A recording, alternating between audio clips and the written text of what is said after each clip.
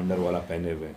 इस टाइप के सितारे हमारे पास मौजूद हैं बॉम्बे के अंदर में। अनफॉर्चुनेटली हमारे पास नेगेटिव और हमारे पैर खींचने वाले या हमारे क्रिटिसाइज करने वाले बहुत थे, जिसकी बुनियाद के ऊपर लोग जो थे, जो अचीव कर रहे थे, वो सामने नहीं आ रहे थे। बड़े अचीवमेंट किए हैं हमारे शिया बच्चों ने, बच्चियों ने, या बुज़ुर्गों भी, तकरीबन जो बुज़ुर्ग हो चुके हैं, उन सबको ला के एक मरतबा उनका इंटरव्यू उनके देखेंगे ना, तो एक्सीडेंट हो जाएगा। बस अपनी ज़िंदगी भी ऐसी है, आपको फूल पत्ती भी नज़र आएगी, कूड़े करकट भी नज़र आएंगे। इस कूड़े करकट को देखेंगे तो टाइम बर्बाद होगा, फूल पत्ती को देखेंगे ज़्यादा टाइम बर्बाद होगा, पीछे देखने।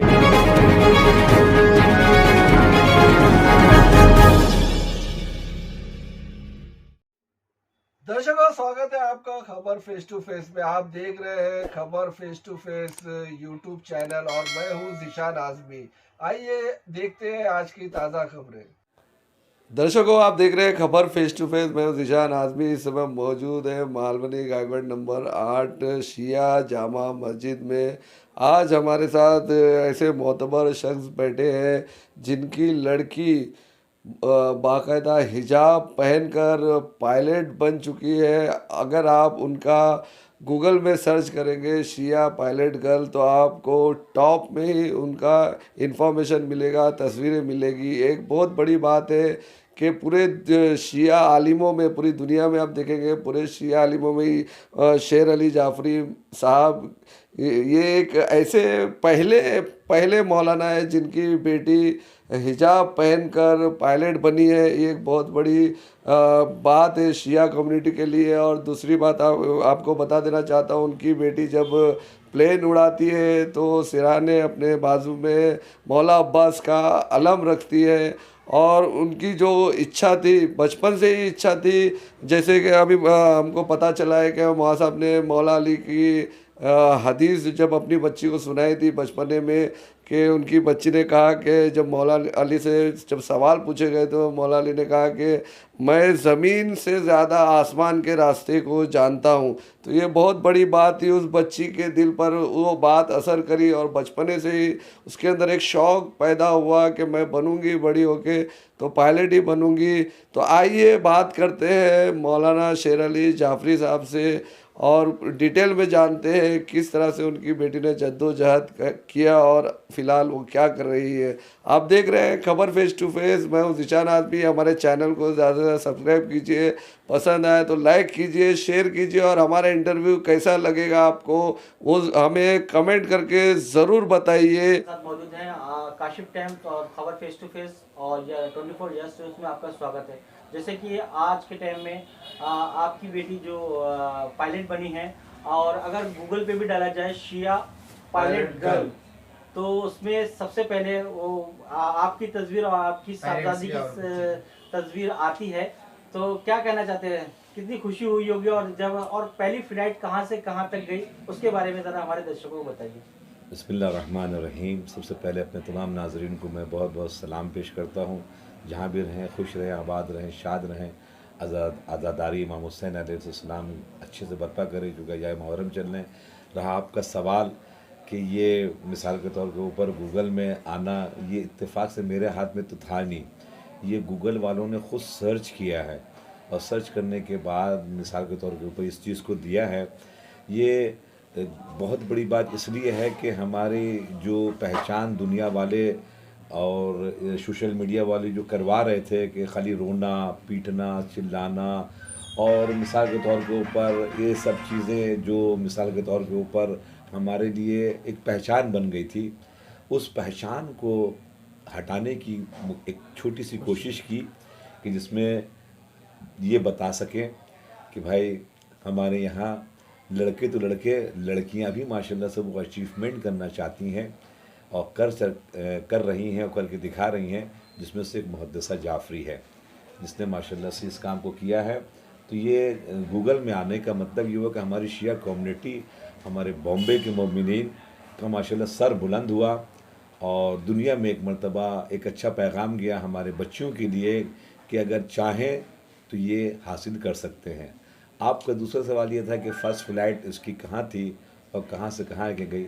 मैं इत्तेफाक से साउथ अफ्रीका में डरबन में था और इसकी ट्रेनिंग जो थी वो जोहानिसबर्ग में चल रही थी। जो साउथ अफ्रीका जो है दुनिया में सेकेंड नंबर पर है एविएशन में। एविएशन बहुत टफ पायलट बनाते हैं उन लोग। अगर सोचिए, हम आपको सिर्फ एक बात बता दें, सब अंदाज़ा लगा लें कि अगर प्लेन के अंदर में अगर अचानक इंटरनेट बंद हो जाए, जीपीएस बंद हो जाए, तो पायलट कैसे प्लेन चलाएगा, कहाँ जाएगा? उन लोगों को ट्रेनिंग इस बात की दी जाती है बगैर जीपीएस के प्लेन को लैंडिंग कराना और मंजिल तक पहुंचा देना। वो सिर्फ साउथ अफ्रीका में होता है और वो बहुत टफ पायलट बनी है। तो मैं 800 किलोमीटर दूर पर था, डरबन में गया हुआ था।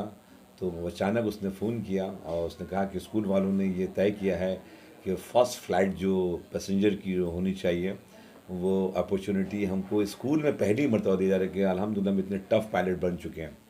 तो मैं 800 किलोमीटर दूर फ़ौरन जना प्लेन करके आया और वो मेरे ज़िंदगी का बहुत बड़ा एक मामला था कि जिसको हम अपनी बच्ची को गोदी में उठा के घुमाते थे, वो जनाब वाला टेक ऑफ कर रही थी। और उस टेक ऑफ करने से पहले, चूँकि हम एक दिन पहले आ गए थे, तो कुछ चीज़ें मैंने जो थी वो नहीं बताई। आज चूँकि माशाल्लाह से हमारे घर वाले लोग बैठ के देख रहे हैं तो उनको बताऊं कि वो हर फ्लैट उड़ाने से पहले 2 रकात नमाज़ पढ़ती है और एक पेज कुरान मजीद का पढ़ती है। उसके बाद वो जहाँ जहाँ भी रहती है उसके साथ हमेशा आलम अब्बास चलता रहता है। कहीं भी जाती हो ट्रेनिंग में तो उसके बेड के बगल में एक आलम अब्बास आपको नज़र आएगा जो करबला से वो लेकर आई है। उसकी ज़ियारत करती है वो। और उसके बाद फिर जब वो हम बगल में बैठे हुए थे और फर्स्ट फ्लाइट थी हमारी, ये मामूली बात नहीं थी ये कि आप समझ लीजिए कि आप एक नए पायलट के साथ बैठ रहे हैं, वो भी घर की बेटी है। मगर मुझे इतना भरोसा था और इतनी टफ पायलट थी वो कि जो मैं कुछ देख रहा था वो।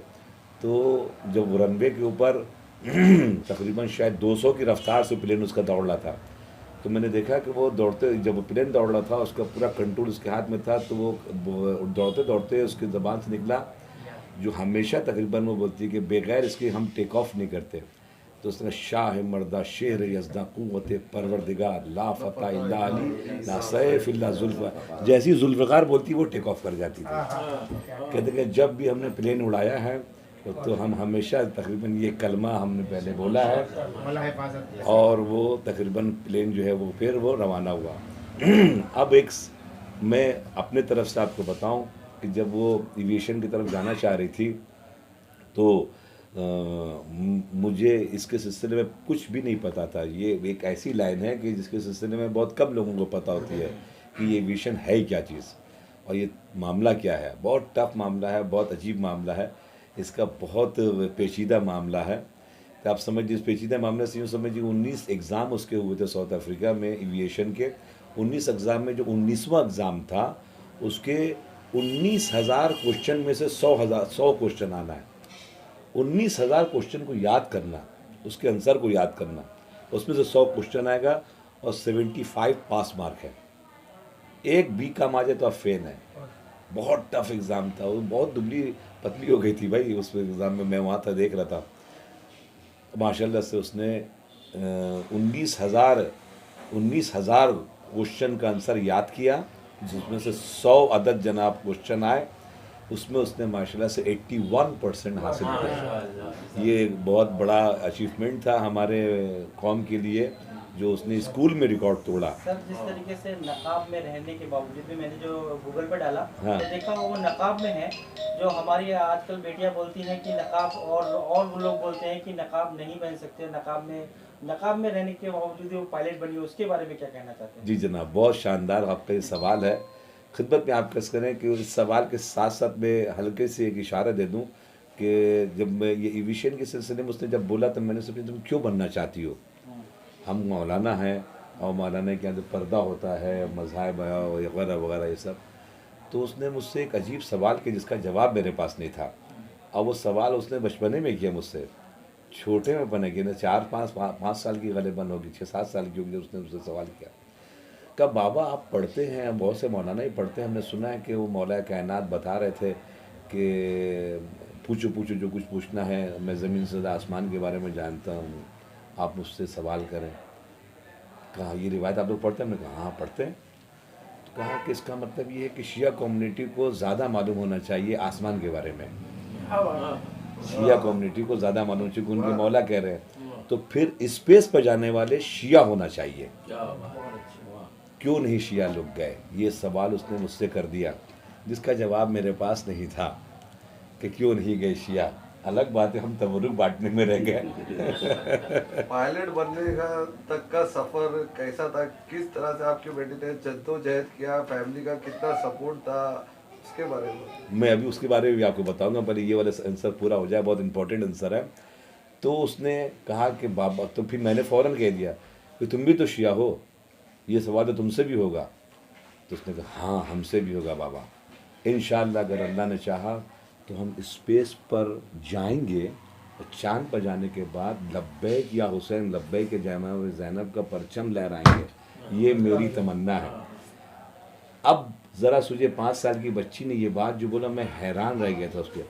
और स्पेस पर जाने के लिए पायलट दरवाज़ा है, जब तक ये वो नहीं बनेगी उस वक्त तक नासा में नहीं जाएगी, जब नासा में नहीं जाएगी वो स्पेस पर नहीं जा सकती है। उसने कहा मेरा ये पायलट बनना वहाँ जाने के लिए है, जो मैंने अपने 5 साल में जाने वाला कहा था। अब जो आपका सवाल ये है कि पायलट बनने तक का सफर कैसा था? किस तरह जद्दोजहद आपकी बेटी ने किया? कितना सपोर्ट था फैमिली की तरफ से? अल्हम्दुलिल्लाह, सबसे बहुत बड़ा आपने सवाल कर दिया, इसका मैं खुलासा जवाब दूंगा। अभी वो वक्त नहीं आया कि मैं इसकी तफसील का जवाब दूं, और वो वक्त आएगा कि जब एक इंशाअल्लाह ताला मेरा इरादा है कि एक बहुत बड़े पैमाने पे कॉन्फ्रेंस करूंगा। उस कॉन्फ्रेंस में हम खुद कुछ बोलना चाहेंगे कि ये सफ़र कैसे तय हुआ। मगर शॉर्टकट आपको ये बता दूं कि एक बहुत बड़ा जिहाद था जो इमाम हुसैन को घर को बचाने के लिए मैंने किया था, जो 8 महीने तक वो जंग जारी थी, और उसमें बहुत ख़तरात थे हमारे जान वगैरह के सिलसिले में। वो सिर्फ इमाम हुसैन का घर था जो बचाना था। जब वो बचा लिया मैंने घर और कामयाब हुआ, तो फिर जनाब मैं पहुंचा करबला, और करबला में जाने के बाद मैं चला नजफ़ से करबला पैदल, और पैदल चलने के बाद शब शेदुम पहुंचा करबला में, और इमाम हुसैन की कब्र के करीब जाकर रात भर बैठा रहा। एक जुमला बोला, मौला अगर करबला में होते तो अपनी जान को कुर्बान करते, पीठ नहीं दिखाते मौला। आपके घर को बचा के आए, बहुत नमाहत ख़तरात के थे, उसको तय किया है। अब मैंने तो अपना काम किया, आप सुनहूर बनाते हैं, आप कुछ ऐसा इनायत करें कि दुनिया में एक नमूना बने। मैंने उस काम के करने के बाद इमाम हुसैन से डायरेक्ट कब्र से मांगा, कुछ ऐसा दीजिए कि दुनिया में एक नमूना बने। ये मुहद्दिसा जो है, कैप्टन मुहद्दिसा इमाम हुसैन ने जो इनायत किया है, वो दुनिया में एक नमूना जो बना है, वो नमूना मेरी ताकत, मेरी औकात, मेरी हैसियत क्या है, ये इमाम हुसैन अलैहिस्सलाम का दिन। इसलिए टाइम्स ऑफ इंडिया वाले हमारे घर पर आए थे, उन्हें बोला था कि आपको नहीं पता है कि देश का नाम इस बच्ची ने बहुत बुलंद कर दिया है, इसलिए हम लोग आपके घर पर आए हैं, वरना हम लोग क्या लाइन लगती है इंटरव्यू के लिए, हम लोग जल्दी इंटरव्यू किसी के लेते नहीं है, छापते नहीं है। तो कैसे बना? तो हमने टाइम्स ऑफ इंडिया में भी आप जाके चेक कीजिए तो आपको नज़र आएगा, हमने उसमें भी यही बोला कि ये इमाम हुसैन अलैहिस्सलाम की इनायत थी, वरना ये मोजज़ा देखने को नहीं मिलता। जो कौम की बेटियां पायलट बनना चाहती है, उनको किस तरह से गाइडलाइन मिलेगा? आपकी बेटी उनको किस तरह से गाइड करेंगी? कुछ ऐसा सोर्स है? बहुत अच्छा सवाल है ये भी आपका। हम लोगों का ये इरादा है कि इंशाल्लाह अभी ज़रा सा कुछ उसके ट्रेनिंग का चल रहा है इसका, क्योंकि अभी मुख्तलिफ़ प्लेन होते हैं। जैसे कोई जो अगर मर्सिडीज़ चलाता है तो उसके हाथ में आप BMW दे दीजिएगा तो उसको प्रॉब्लम होगा। ऐसी BMW जो चलाता है उसको आप मिसाल के तौर के ऊपर 110 दे दिएगा, I10 दे देगा या I20 दे दिएगा तो उसको प्रॉब्लम हो जाएगा। या जो मैनुअल चलाने वाला उसको आप ऑटोमेटिक दे दीजिएगा तो उसको प्रॉब्लम हो जाएगा। ऐसे ही प्लेन में भी है, ऐसे प्लेन क्योंकि मुख्तलिफ़ किस्म के होते हैं, तो भी मुख्तलिफ़ किस्म की उसकी ट्रेनिंग चल रही है। जब इंशाअल्लाह ताला अनकरीब वो जब वो मामला आ जाएगा तो हम लोग का इरादा है कि हम लोग एक ऐसा इदारा खोलेंगे, जो भी बच्चियां एविएशन में जाना चाहती हैं तो उनके लिए ट्रेनिंग सेंटर फ्री, अपने अहले बैत अलैहिस्सलाम के नाम से, जनाब अली असगर, जनाब सकीना के नाम से, कि जो मुकद्दमा है, शुरुआत है, जैसे नमाज के लिए वज़ू है, वो सब फ्री जनाब वाला मुहद्दिसा और उसकी टीम जो है लीड करेगी और बताएगी अपने कौम के बच्चियों को कि उसको क्या क्या करना चाहिए, कैसे कैसे करना चाहिए। जिसमें काफ़ी बहुत बड़ा पैसा खर्चा होता है, उस पैसे से वो सब बच्चे बन जाएंगे, क्योंकि हम लोग ये खुद काम करना चाहते हैं। उन वालिदैन को आप क्या कहना चाहेंगे जो अपनी बच्चियों को कहते हैं कि आपको घर में ही रहना है, पढ़ाते नहीं है? उनके लिए क्या मैसेज देना चाहेंगे? उनके लिए मौला मुत्तकियान ने, रसूलुल्लाह ने खुद मैसेज दिया था, वो सही तौर के ऊपर इस्लाम समझ नहीं पाए। जनाब खतीजा जो थी वो सबसे बड़ी बिजनेस वुमेन थी, और उन्होंने क्वीन ऑफ अरब का जो लक़ब जो हासिल कर लिया था वो घर में बैठ के हासिल नहीं किया था, उन्होंने बिज़नेस करके किया था। और बिज़नेस का माशाल्लाह पूरा ट्रांसपोर्ट उनके हाथ में था, पूरा जो सिस्टम जो था पैसे का, क्या दाम लगे क्या दाम नहीं लगेगा चीज़ों का, वो सब घर में बैठ के नहीं हुआ था। ये एक तो हमारे पास आइडियल की शक्ल में जनाब खतीजा हैं, आइडियल की शक्ल में खुद जनाब फ़ातिमा ज़हरा हैं कि उन्होंने बाकायदा मौला मुत्तक़ियान का सपोर्ट करने के लिए वो रुमाल बना के देती थी, मौला मुत्तक़ियान उसको बेच कर आते थे। जब मौका चला, जब मौका पड़ा, तो वही घर की चार दीवारी में रहने वाली जिसने कभी कुछ नहीं मांगा, जब इस्लाम का मामला आया तो वो दरबार तक गई फ़िदक लेने के लिए। तो इसका मतलब ये हुआ कि जब वक्त पड़े तो हम बाहर भी निकल सकते हैं। जनाब ज़हरा सलामुल्लाह अलैहा ने प्रैक्टिकल करके बताया, तो हम जनाब ज़हरा से ज़्यादा तो पर्दे वाले नहीं हो सकते ना, क्या समझे। और उसके बाद फिर जब मौका आया तो क्या जनाब इमाम हुसैन को पता नहीं था कि करबला में क्या होना है, कूफे में क्या होने वाला है, या शाम में क्या। ये ऐसा अंधेरे वाला सफ़र तो नहीं था ना, ये सफ़र तो वो था कि पैदाइश के वक्त से पता था, ये सफ़र तो वो था कि जब से दुनिया खल्क हुई तब से पता था ऐसा होने वाला है। तो इसका मतलब ये है कि कामयाब बनाने के लिए औरतों का भी मैदान में आना ज़रूरी है। करबला वालों ने बाकायदा प्रैक्टिकल शो किया। जनाब सकीना का एक रोल है, जनाब उम्मे कुलसूम का एक रोल है, जनाब ज़ैनब का रोल है। करबला में जो मर्द थे उनका रोल तो 10 मुहर्रम को ख़त्म हो गया। इस करबला को ज़िंदा रखने के लिए जो रोल जो था वो औरतों का शुरू हुआ।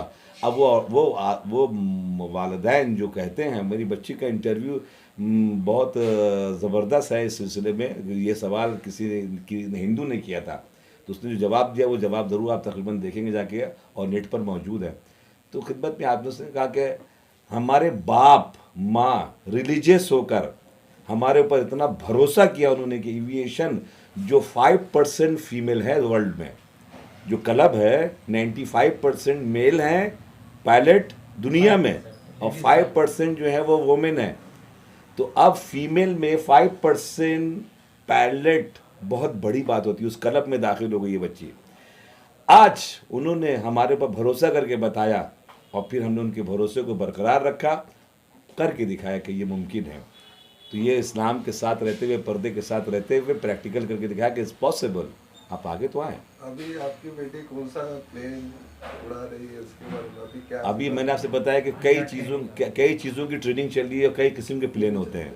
प्लेन मिसाल के तौर पे A380 जो है, जो भी डबल टेकर जिसको बोलते हैं, जो 500 आदमी को लेकर उड़ता है।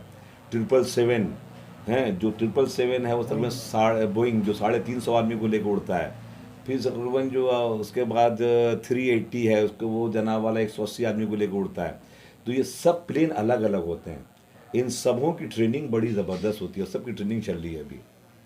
इंशाअल्लाह चालू हो जाएगा सिस्टम। हमारी कौम की लड़कियां जो डॉक्टर बनना चाहती हैं, जो इंजीनियर बनना चाहती हैं, जो अलग अलग शोबे में जाना चाहती हैं, और जो बच्चे हैं उनके लिए क्या कहना चाहेंगे? माशाल्लाह से इस वक्त मैंने जब ये रिसर्च किया है और बहुत से लोगों से मिले हैं, तो आपको सुन के बहुत हैरानी होगी कि हमारे बॉम्बे के अंदर में इतनी बेहतरीन लड़कियां हैं और बेहतरीन बच्चे हैं। अनफॉर्चुनेटली अफसोस हमारे पास कोई ऐसा इदारा नहीं था जिस अंदाज से माशाल्लाह आप लोग माशाल्लाह मैदान में आ रहे हैं। लोग डर के मारे अपने आप को सामने नहीं लगा रहे। अब आपको मैं कुछ बताऊं तो आप हैरान हो जाएंगे उन बच्चों के लिए जो आना चाह रहे हैं। स्पेस के ऊपर जो शटल जाता है उसकी जो डिज़ाइनर है एक शिया लड़की है जो बॉम्बे की है। अब ज़रा सोचिए, जब हमने उससे तुम सामने क्यों नहीं आती, कहा कि हम डरते हैं अपनी आवाम से, अपने कौम से, कहीं पैर खींचना शुरू नहीं करते, हम कहाँ बैठते हैं। और हम डिज़ाइनर है वो, सोचिए स्पेस शटल की बहुत बड़ी बात है। नासा में जो मैनेजिंग है, बहुत ऊपर का जो बोर्ड है, उसके अंदर में माशाल्लाह से हमारी शिया लड़की है जो बॉम्बे की है। आपको बताएंगे तो हैरत हो जाएंगे। ये सब सितारे थे जो छुपे हुए थे, जो इस मुहद्दिसा के आने के बाद वो सब हमसे कांटेक्ट में आए। आपको बताऊं जो VVIPs हैं हमारे इंडिया के, उनको जो उड़ाने वाला जो कमांडर अपने शिया है, Abul Kalam president of India, और उसके बाद फिर अटल बिहारी वाजपेयी, ये VVIPs हैं हमारे कंट्री के। इनका प्लेन को चलाने वाला जो कमांडर यानी कि उसके हाथ के नीचे सब थे जितने पायलट थे, जो कमांडर जो था वो सैयद है। और वो भी सुनेंगे तो अब हैरान हो जाएंगे, वो बॉम्बे में रहते हैं। मैं उनसे जब मिला तो कहना क्यों नहीं सामने आते, क्या मैं डरता था कि सामने आने से, मगर आपकी बच्ची के इस इंटरव्यू के बाद मुझे हिम्मत पड़ी, फिर मैं आपसे मिला हूँ। फिर उन्होंने तमाम तस्वीरों में दिखाई कि अब्दुल कलाम उनके साथ प्लेन के अंदर जनाब बैठे हुए, उनसे बातचीत चल रही है और पूरा वो पायलट वाला जना कमांडर वाला पहने हुए हैं। इस टाइप के सितारे हमारे पास मौजूद हैं बॉम्बे के अंदर में। अनफॉर्चुनेटली हमारे पास नेगेटिव हमारे पैर खींचने वाले या हमारे क्रिटिसाइज करने वाले बहुत थे, जिसकी बुनियाद के ऊपर लोग जो थे, जो अचीव कर रहे थे, वो सामने नहीं आ रहे थे। मगर मुहद्दिसा के आने के बाद कुछ लोगों ने हिम्मत दिखाई है। हम ये भी एक प्लेटफॉर्म इंशाअल्लाह ताला बनाने वाले हैं, जो आपने बोला ना कि क्या सिखाने वाले हैं, कैसे सिखाने वाले, एक ये प्लेटफॉर्म बनाने वाले हैं कि जितने बड़े बड़े अचीवमेंट किए हैं हमारे शिया बच्चों ने, बच्चियों ने, या बुज़ुर्गों भी तकरीबन जो बुज़ुर्ग हो चुके हैं, उन सबको ला के एक मरतबा उनका इंटरव्यू, उनके नॉलेज, और फिर उनसे मिसाल के तौर पर क्लासेस करवाने का सिस्टम करवाने का मेरा इरादा है, ताकि वो जिस लाइन के मास्टर थे उस लाइन के बच्चों को जना वाला वो गाइडलाइन जना वाला दे सके। तो जो बनना चाहते हैं, इस वक्त मैदान माशाल्लाह से बहुत वसी हो चुका है, आगे जा चुका है, वो बिल्कुल आगे आए और किसी की परवाह ना करें। उसकी परवाह ना करने की मैं सिर्फ एक मिसाल दे दूँ, अपनी बात को तमाम कर रहा हूँ। जब हम गाड़ी चला रहे होते हैं ना, या वो 4 चक्का हो या 2 चक्का हो, तो हम दाहिना बायां ज़्यादा नहीं देख सकते, और वो पीछे भी देखना होता है ना तो मिरर लगा रहता है, और अगर हम ज़्यादा गर्दन घुमा के देखेंगे ना तो एक्सीडेंट हो जाएगा। बस अपनी ज़िंदगी भी ऐसी है, आपको फूल पत्ती भी नज़र आएगी, कूड़े करकट भी नज़र आएंगे। इस कूड़े करकट को देखेंगे तो टाइम बर्बाद होगा, फूल पत्ती को देखेंगे ज़्यादा टाइम बर्बाद होगा। पीछे देखने के हालात हो, मिरर से देख लीजिए, रफ्तार अपनी जारी रखिए। आपको नहीं पता, मैं अभी उन्हें बोला था, वो इंटरव्यू जब होगा, बड़ा इंटरव्यू जिसमें हम पूरी तफसील से बात करना चाहेंगे, किन किन मराहिल से हम लोग मुश्किलात से गुजरे हैं मुहद्दिसा को बनाने के लिए, कितनी तकलीफ़ हुई है हम लोगों को। और उसमें एक जुमला खाली बोलूँ, गैर हमारा सपोर्ट कर रहे थे, अपने हमारा पैर खींच रहे थे। मगर इंशाअल्लाह आइंदा आने के लिए, जो है आइंदा बच्चों के लिए, उन रस्तों को हम बंद करने का पूरा एहतमाम कर रहे हैं। चूँकि हम गुजर चुके हैं, उन लोगों को अब सामने नहीं आने देंगे। हमारे बच्चे और बच्चियाँ इंशाअल्लाह आगे बढ़ेंगे ताकि हमारे कौम का नाम बुलंद कर सकें। बहुत बहुत शुक्रिया।